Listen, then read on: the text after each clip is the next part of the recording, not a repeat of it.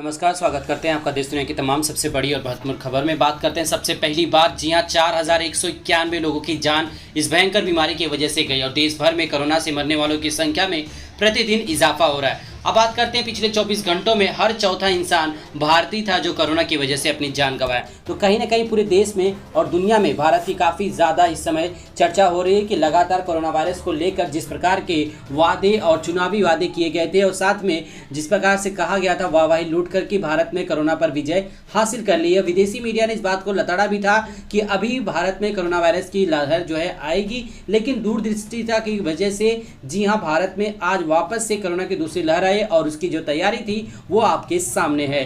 Corona से मरने वालों की संख्या में उतनी ज़्यादा नहीं है जितना लोग ऑक्सीजन की कमी, बेड की अवेलेबिलिटी की वजह से, साथ में डॉक्टर्स की कमी, पैरामेडिकल स्टाफ की कमी, हॉस्पिटल की कमी, यानी पूरी तरह से सिस्टम की कमी। जी हाँ, सोनिया गांधी ने कहा कि ये सिस्टम कोई और नहीं, सिस्टम फेल नहीं हुआ है बल्कि मोदी सरकार फेल हुई है। मोदी सरकार की दूरदृष्टि फेल हुई कि आखिरकार जब देश में वैक्सीन की कमी थी तो आपने विदेशों में वैक्सीन क्यों भेजी? ऑक्सीजन की कमी है तो आखिर आप चुनाव प्रचार प्रसार में क्यों व्यस्त थी? क्यों नहीं आपने ऑक्सीजन की पूरी सप्लाई की व्यवस्था की?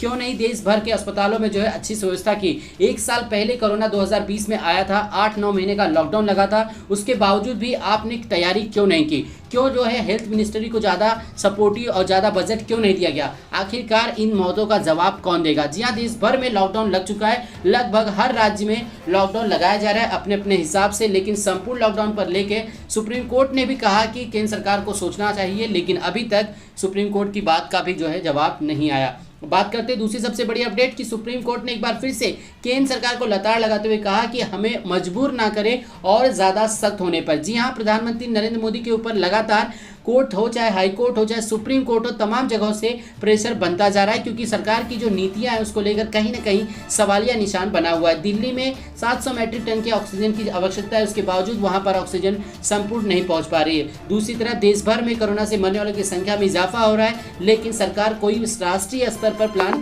नहीं बना रही। इन तमाम चीज़ों की वजह से सोशल मीडिया से लेकर न्यूज़ चैनल तक सबका एक ही सवाल है, क्या प्रधानमंत्री नरेंद्र मोदी का जादू अब खत्म हो गया? क्या उनके पास अब वो नेतृत्व की क्षमता नहीं है? क्या अब वो इस अपने पद से इस्तीफा दे देंगे? जय इन तमाम मुद्दों को लेकर लगातार प्रधानमंत्री से #PM रिजाइन का जो है ट्विटर हैंडल पे जो है ट्रेंड करवा रहे हैं और लगातार प्रधानमंत्री से मांग की जा रही है कि अगर आपसे नहीं संभलता, अगर आप नहीं बना पा रहे हैं पर रणनीति, तो आप अपने पद से इस्तीफा दे दीजिए। जब से बंगाल चुनाव हुआ उसके बाद से ही प्रधानमंत्री के इस्तीफे की मांग जोर शोर से शुरू हो गई।